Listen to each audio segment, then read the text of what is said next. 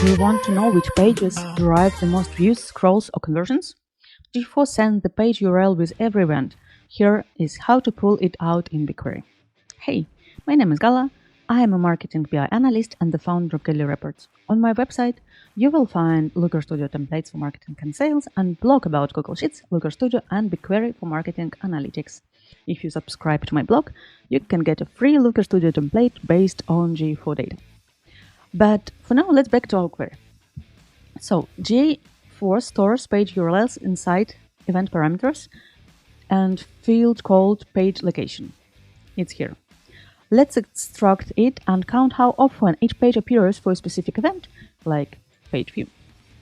So I already recorded a video about your first query from your Google Analytics data, and we already discovered that I just like short review. So each event has row and timestamp, and we have an array with event parameters with key and value, and some of these keys are page location. So we just query this, and we do subquery in our query. We need string value because page location is string. We need to find string value for event parameter if page location, and will be our page.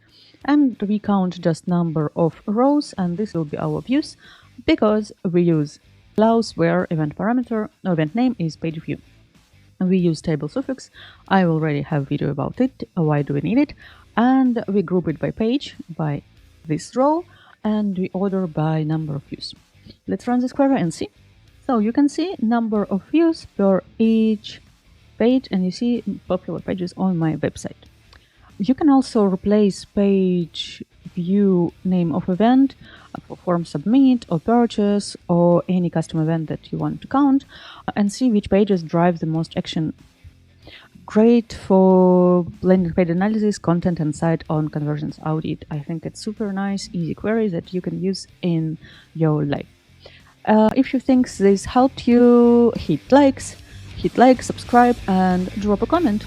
I've got more GA4 and BigQuery tips coming up.